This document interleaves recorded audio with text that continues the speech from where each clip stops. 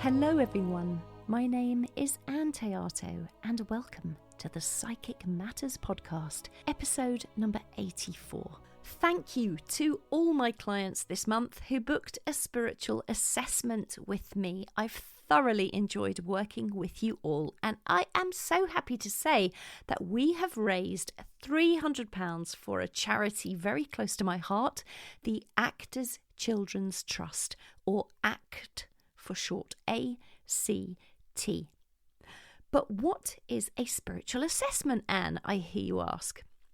It's a psychic reading specifically for those developing their spiritual abilities and skills, where a medium such as myself will sit with you in a one-on-one setting and feel into your energy and offer their perceptions of your spiritual journey and progress so far. It's a way for you to discover if you are on the right pathway, or to help you get unstuck if you're a little bit lost on the path. Or maybe you want some validation or guidance on how to progress spiritually and where to train, what to read, who to turn to for your next professional development. So if you like the sound of that and you would like to book a spiritual assessment for yourself, I've got just 2 spaces left this weekend. And because they've been so popular, I've opened up another 12 appointment slots in March. So if you'd like to book one, try to get an appointment before they're all taken.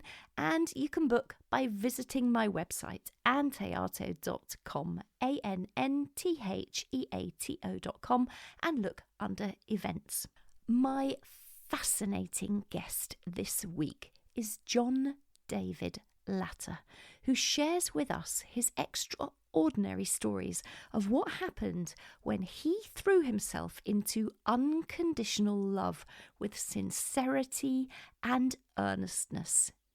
He was a single father of 2 young children, terrified and stalked by an oppressive fear of death. He was at rock bottom, facing loneliness and bankruptcy. John threw himself into many unique and extremely personal experiences, which he willingly shares with us throughout this episode. Experiences that challenged his state of awareness and transformed his life.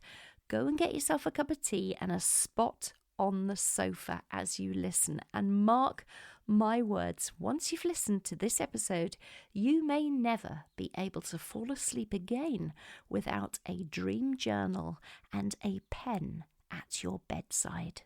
Mystic, author, teacher, successful founder and CEO of a multi-million-dollar consumer products company, John David Latta is in the studio today. John, welcome to Psychic Matters. Thank you, Anne. I really appreciate the invitation, and I'm excited to talk with you.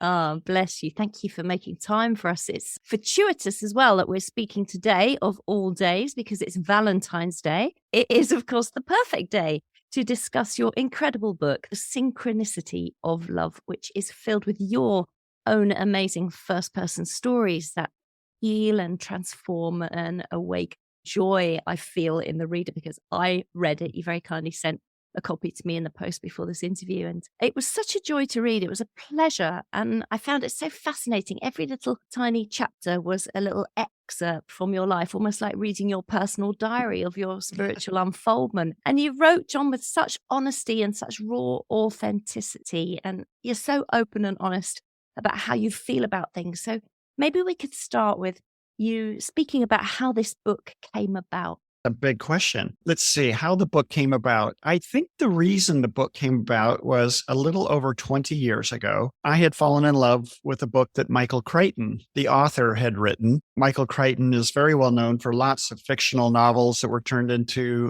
movies, and he made TV shows. But a lot of people don't know that he wrote a nonfiction book called Travels. And it was sort of his autobiography and was written similar to mine, a series of vignettes of his life, short stories. And he also went through a kind of a midlife crisis, you might say, but at a young age in a very unusual way. At the age of 30, he realized he'd achieved every goal he ever set out for in his life, and he had no idea what he was going to do for the rest of his life. And he was freaking out and moved to Maui and started buying $500 worth of books at a time. And suddenly everything he said was equally uninteresting. He had no idea what he was going to do. And so he ended up signing up for his first ever spiritual retreat. And we were talking off the air just before this began about he also went to see the teacher who went by the name of Brew Joy, a very popular spiritual teacher in California in probably the 70s, 80s, and 90s, and was an eminent physician who turned spiritual teacher. And I loved reading the stories in his book, and I especially love reading the story about the spiritual retreat, even though at that stage of my life, I was very dogmatically anti-spiritual and anti-religious and very rational and competitive and kind of high energy guy. And that story and that book changed my life, because little did I know that my life was about to go all to hell, and everything that could go wrong all went wrong at the same time. And I was looking for a lifeline, and I looked up that Brew guy. Thought, I wonder if he's still doing workshops, because Michael Crichton had gone all the way back in 1982. And here it was the year 2002. And I went, and there he was on the internet. It looked like he was teaching the exact same thing that Michael Crichton went to 20 years earlier. I signed up on the spot. I was so deep in debt at that time. I remembered thinking, well, if I'm going to go bankrupt, another couple thousand isn't going to matter. And so I went to the retreat, and literally the synchronicities began when I signed up for the retreat. I hadn't even gone yet, and strange things started happening. And so coming back to your question, why did I write the book? Because for the next 20 years, everything in my life changed in ways that I didn't think were possible. I didn't believe. My wife likes to say my book should have been called Rigid Rational Male Transforms into Random Accidental Mystic. And I was so grateful for Michael Crichton writing that book that I wanted to give back in the same way. I mean, it's an extraordinary story. So you talk there of the synchronicities that you suddenly became aware of that started to happen. So before you went to that workshop with Brew, had you been aware of any synchronicity in your life before then? No, never. And I didn't think I even knew what the word meant. I think I would have just called it a coincidence. I don't think I used the word like synchronicity or serendipity or miracles. I might have said, wow, what a coincidence. I'm on the plane flying to the retreat. And as the plane is touching down, the woman next to me is reading Brew's book. And I'm very nervous going to the retreat, even though I love Michael Crichton's tale of his experiences there.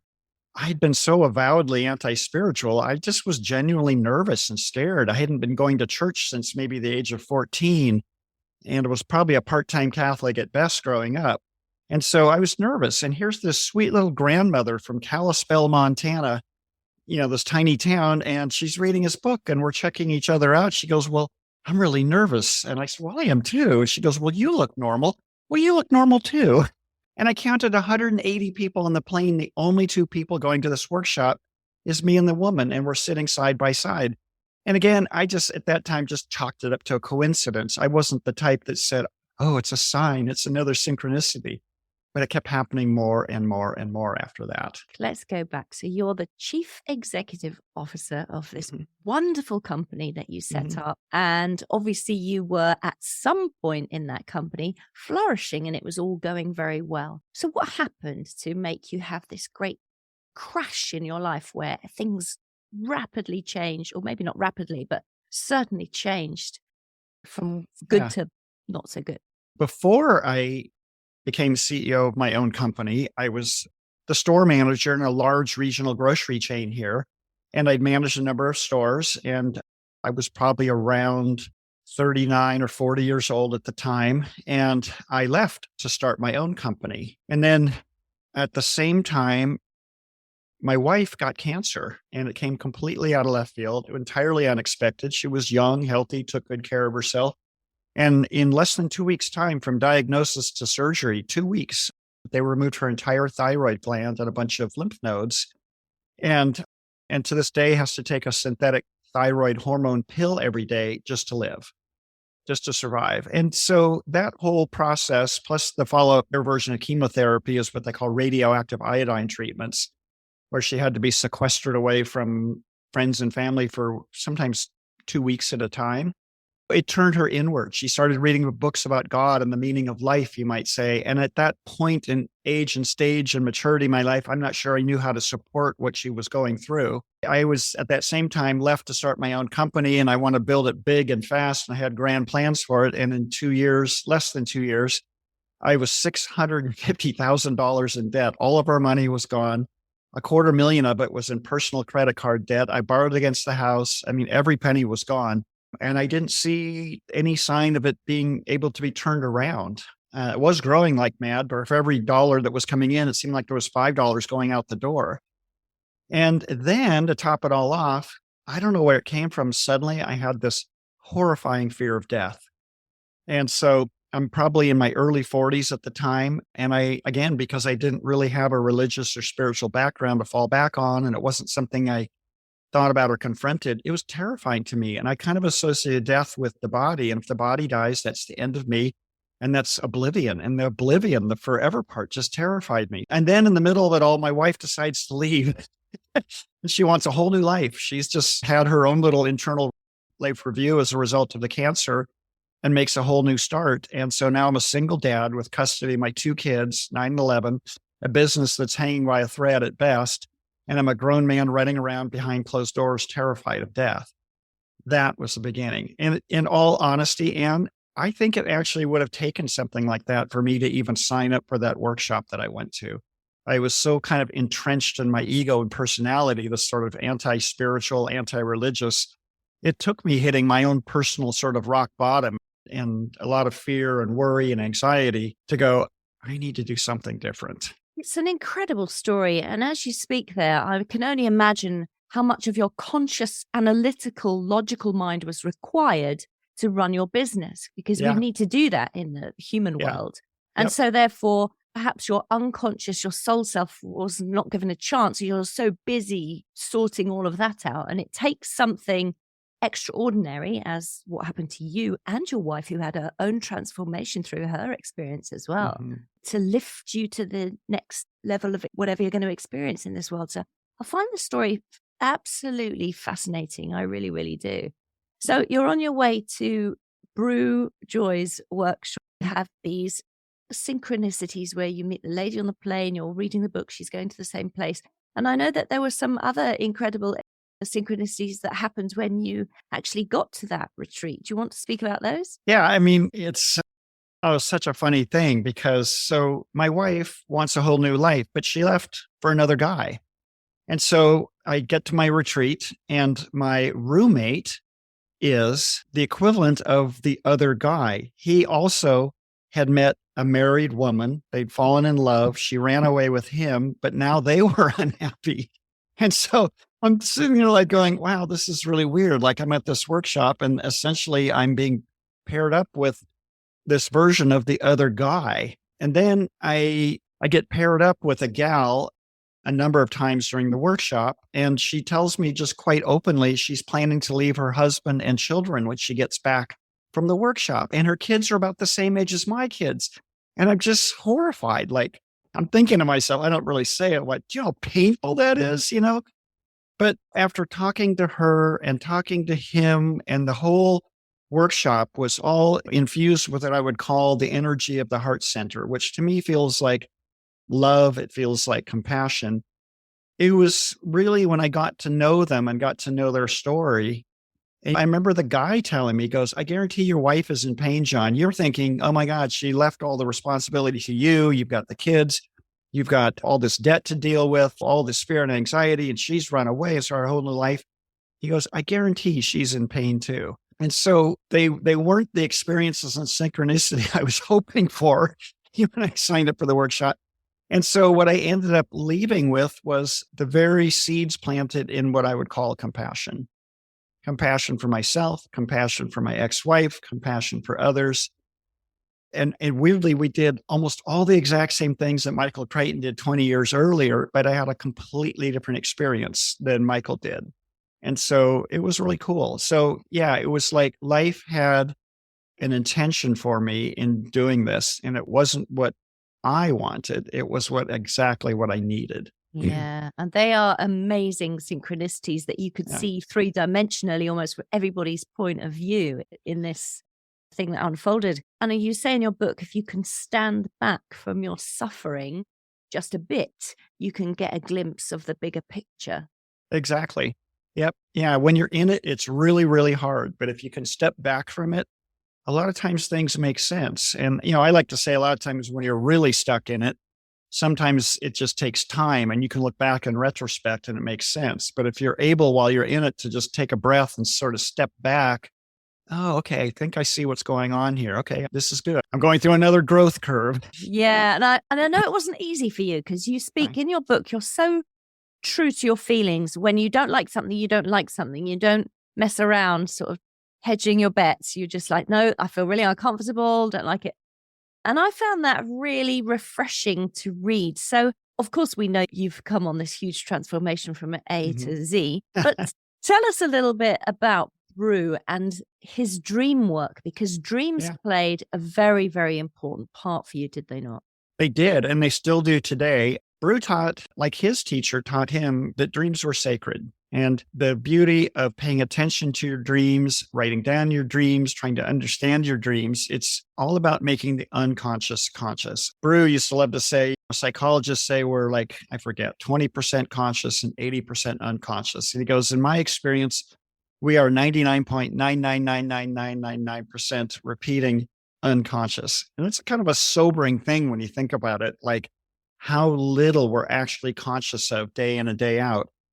And so anybody that's tried to do any kind of grand dramatic change in their life, like I want to lose weight, I want to quit drinking, immediately bumps up with one part of them is saying, let's do this. Another part is saying, nope, not going to do that. And so by paying attention to dreams, at least in the beginning, it's a doorway into your unconscious. And so much of the time we're being driven by the unconscious. It's also been said that if you want to know the truth about you or yourself or another person, look at the dreams because the dreams always speak with unvarnished honesty. And they can be kind of humbling and embarrassing. And all the parts you maybe wanted to hide about yourself, they're all right there in the dreams. And I think he said he liked Carl Jung, and Jung loved to work with dreams too. And if we make the unconscious conscious, then our lives are less driven by what we call fate. But that's just the beginning. And I didn't know that. So I threw myself into dream work. He had a dream form. He had a really wonderful ritual for remembering a dream. I started doing the little ritual, and I'll share it here.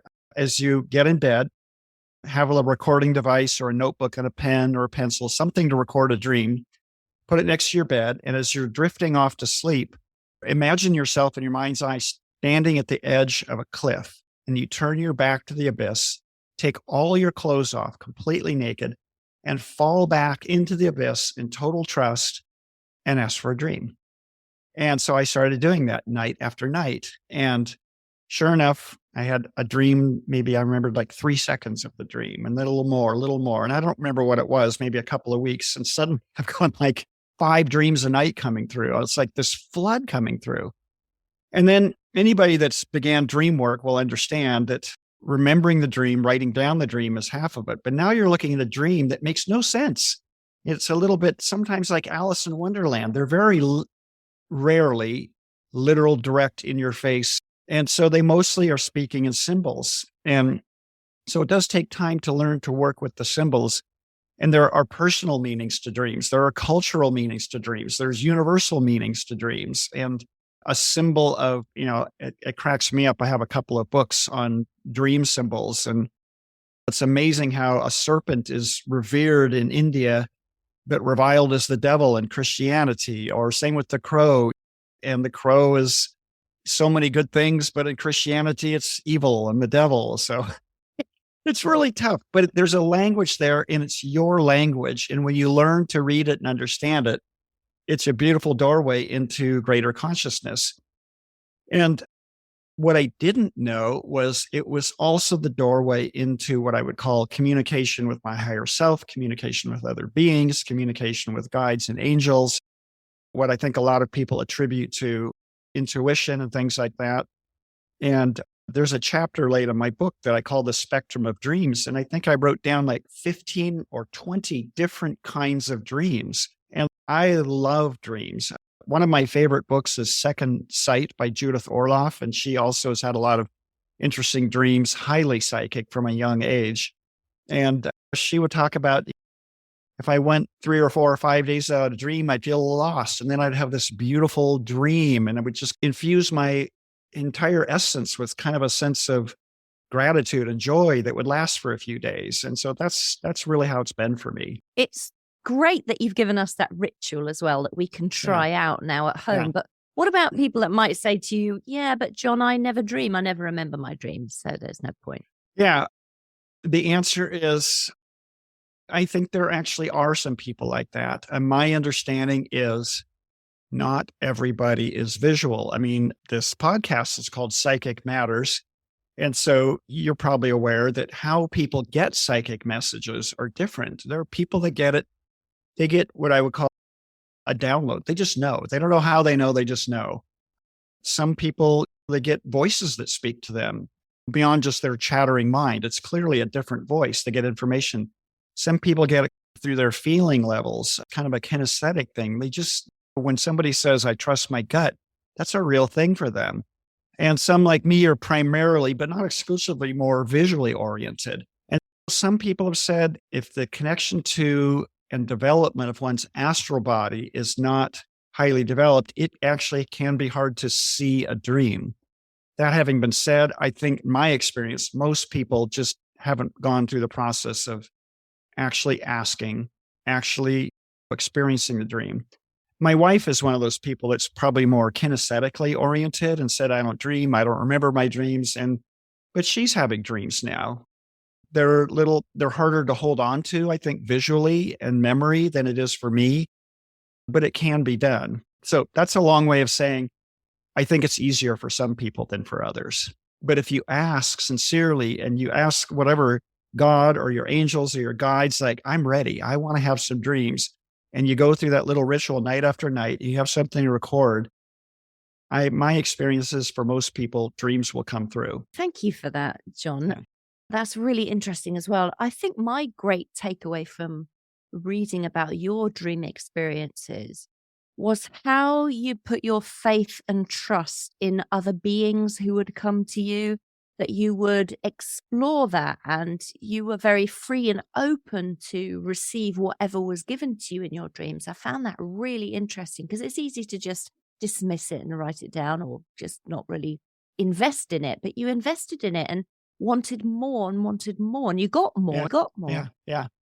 No, you're exactly right. And I think the seeking more was because the more, I like to say in this lifetime, in this journey, I like to say I'm walking the path of the fool.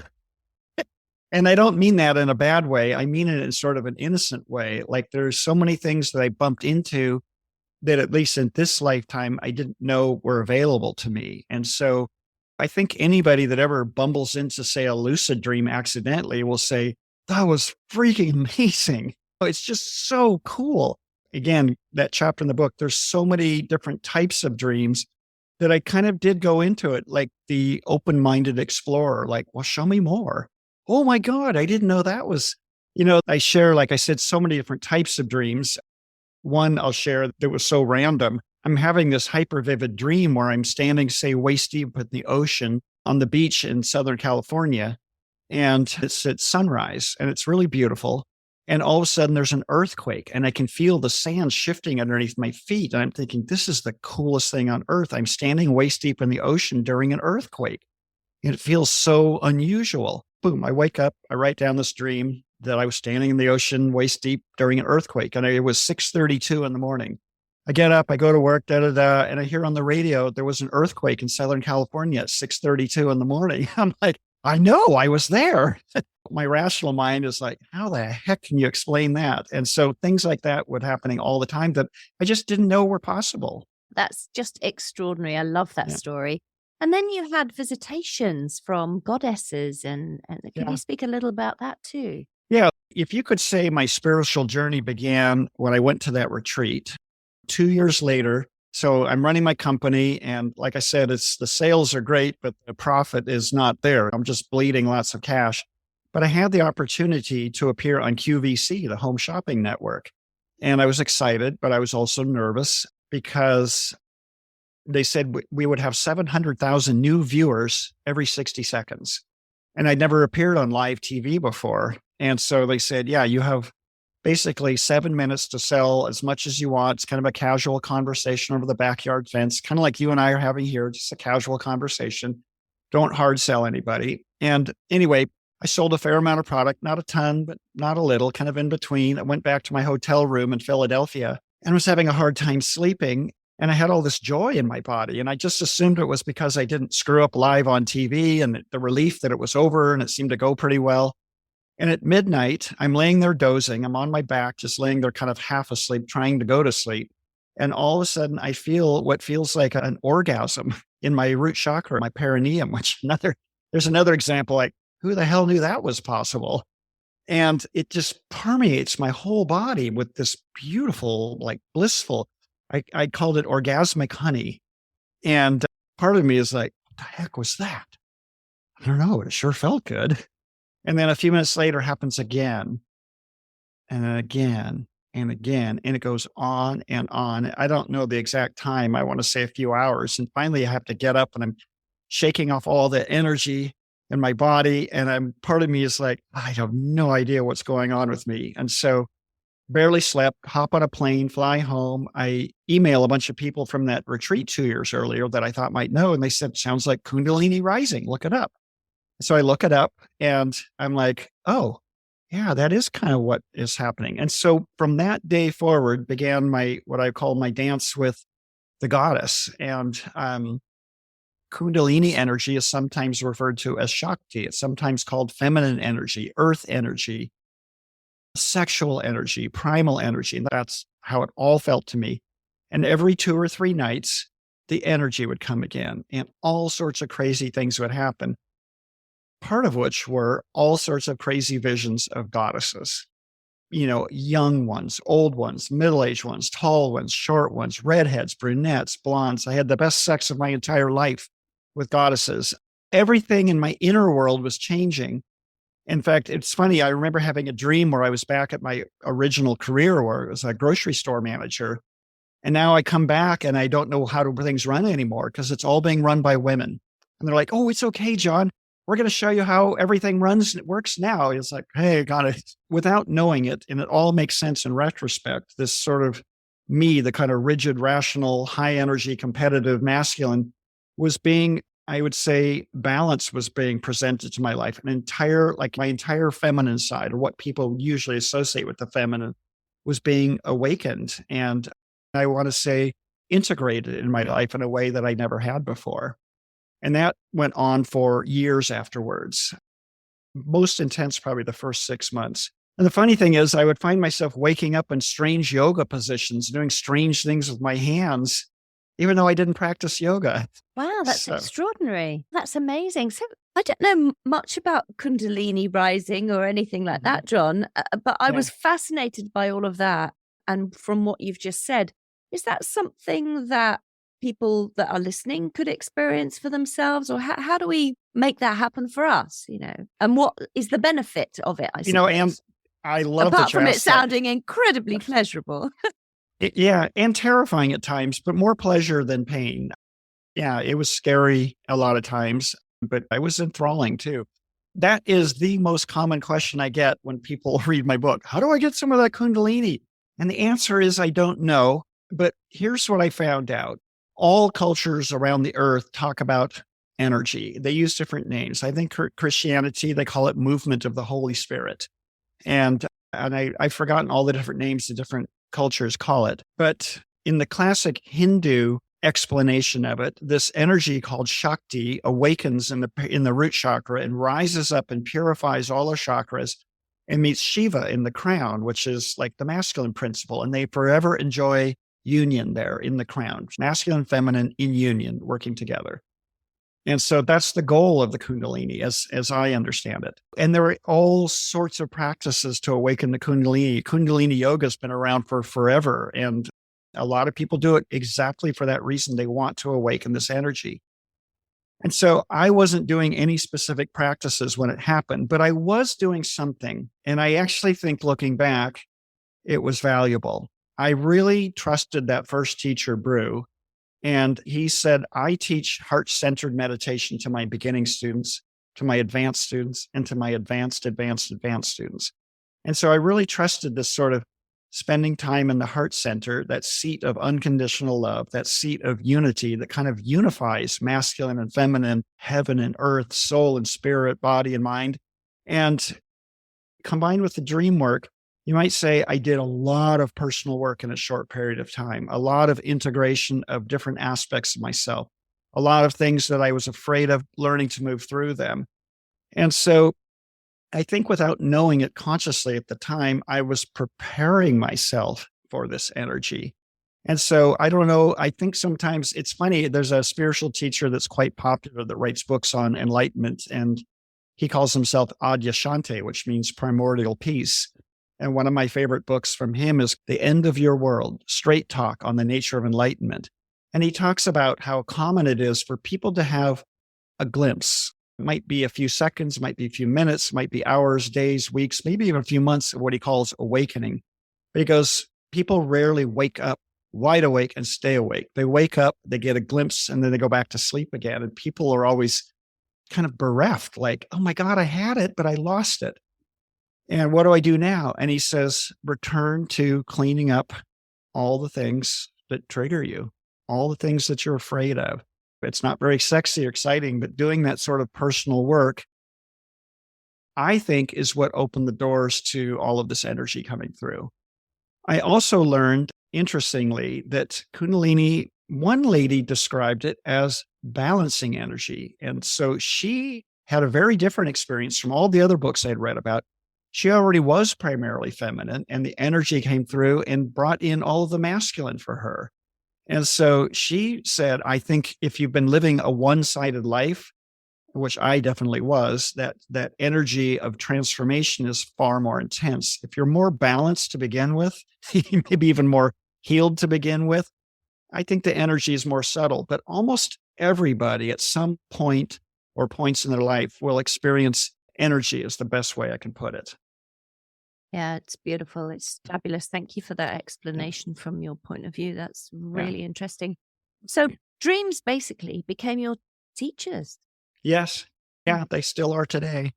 Amazing. And this whole thing has taken you through this journey of unfoldment to understand more about synchronicities and how they unfold in one's lifetime. If you remember at the end of my book, my grand conclusion from the whole Kundalini thing with me.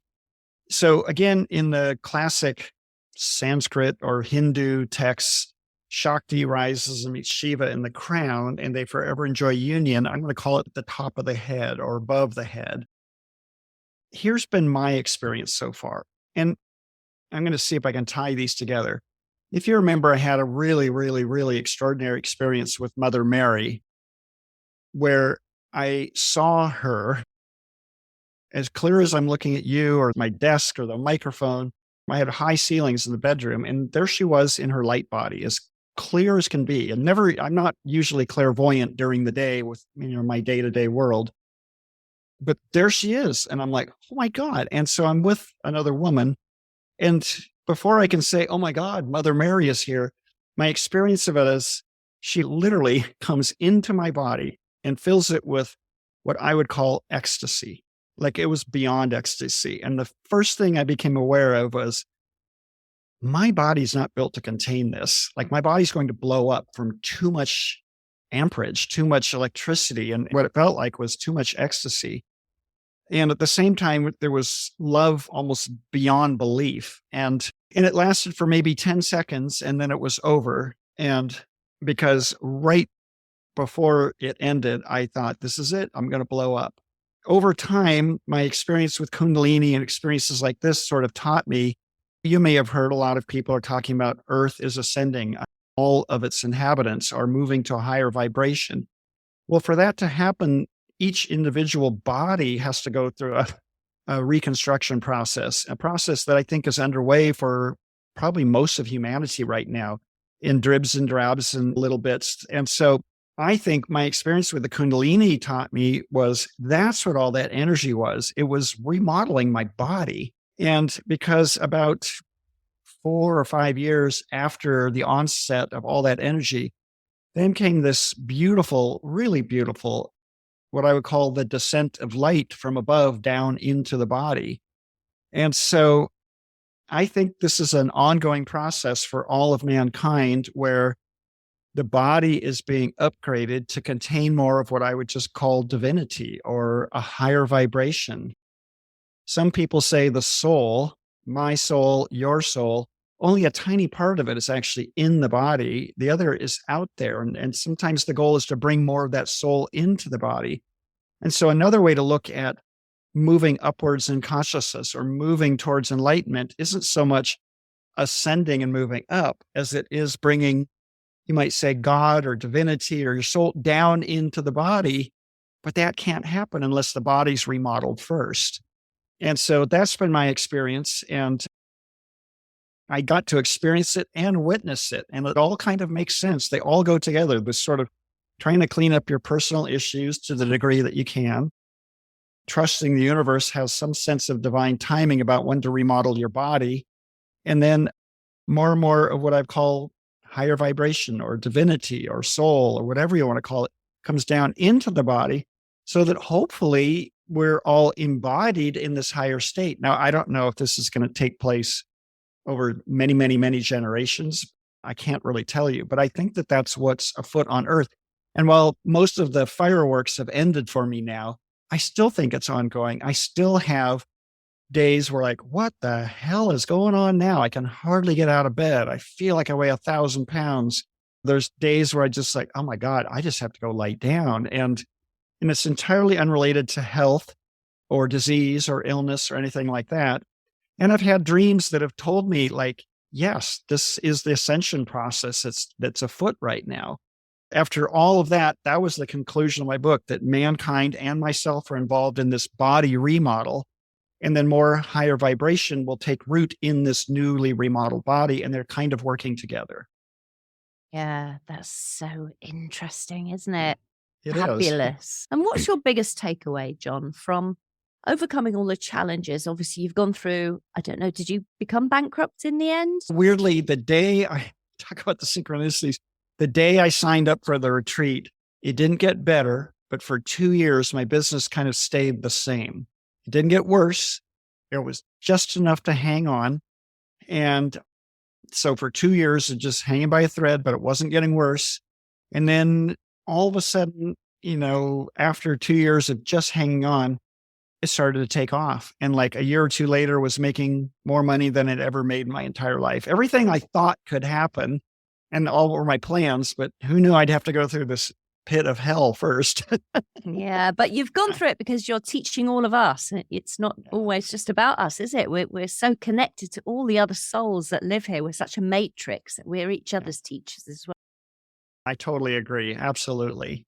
And one of the things that you say at the end of your book is if we follow the little threads of our desire, it can lead to unexpected and synchronistic miracles. And I love that. Just maybe before we finish, just tell us a little bit about how can we find that little thread of desire within us and how do we follow those things? Oh, I'm so glad you brought that up because was such a big thing for me. Like, okay, so if I'm stepping back from my life and I'm watching John reading this book, this story in Michael Crichton's book about his times at the spiritual retreat, my heart is singing and it's so like, ooh, that sounds so cool. I must have read that story. It's probably 20 pages long, 100 times. I'm not kidding you. Over and over, I kept reading this story. And so if I was being utterly honest with myself, my deepest desire was to go do something like that or go to that same thing. But then there's the layers and layers of it's weird. It's out there. It's not a traditional religion. I don't even know what it is. And I had built up such a powerful ego identity, I guess, in being anti-religious, anti-spiritual, totally logical, that it meant kind of shedding that encrusted personality. And so I think most people, if they're really honest with themselves and can beneath all the fear, I guess, and all the shoulds and should nots, there's like a little seed of desire there. And that's the thing I want people to try and get in touch with. If you follow that, it's like your deepest desire, maybe not your parents' deepest desire or your culture's deepest desire or what you think you should do or shouldn't do. It's there in all of us. And I thank my lucky stars every day that I had the courage to say, oh, screw it, I'm going to go do this. If I go bankrupt, this extra couple thousand isn't going to matter. I need to do this. And yet, if I was being really honest with myself and, like, what is my deepest desire? Oh, I want to go experience what Michael Crichton experienced. I'm going to go do that. We're on your show, Psychic Matters. And I think, it's really beautiful. Michael Crichton was making a movie in England with Sean Connery. And Michael Crichton had made up his mind that he wanted to directly experience things that he'd only read about or had judgment about, but he hadn't actually experienced himself.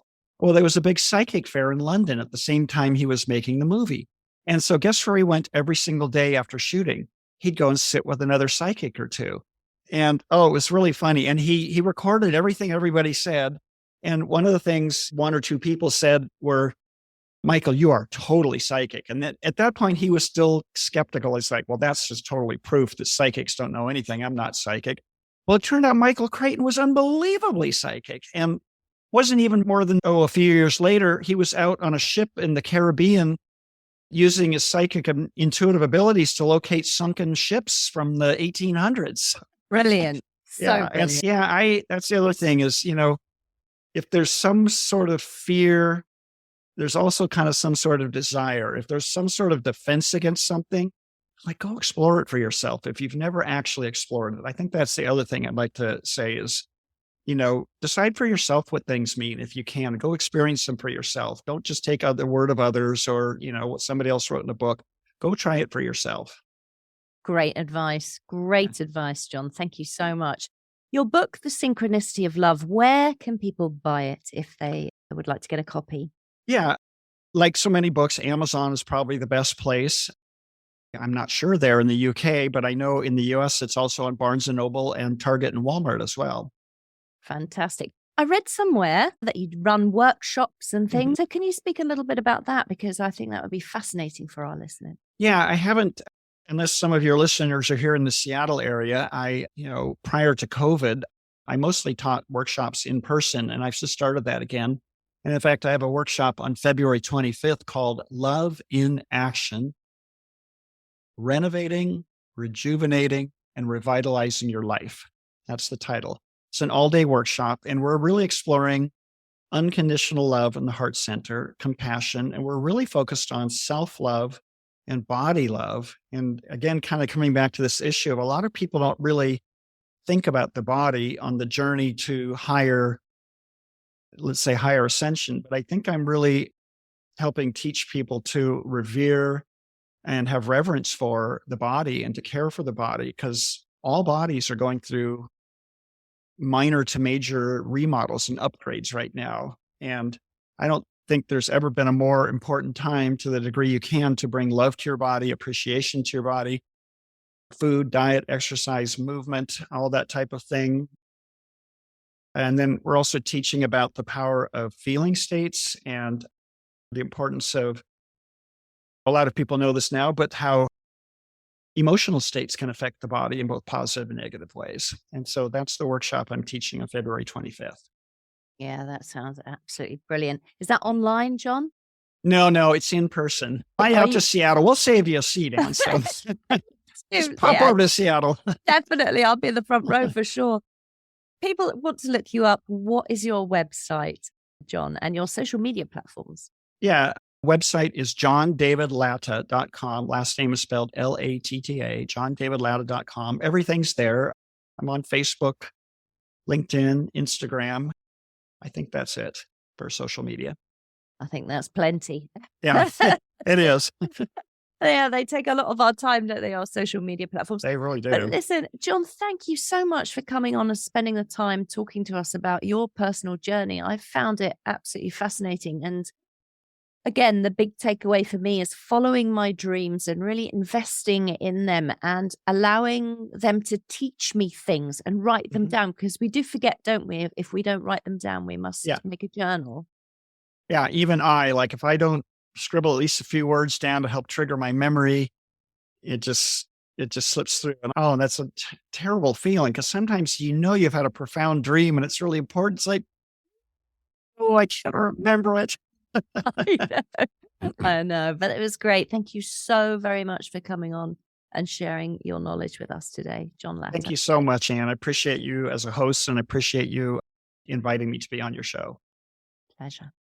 John David Latta there, everybody.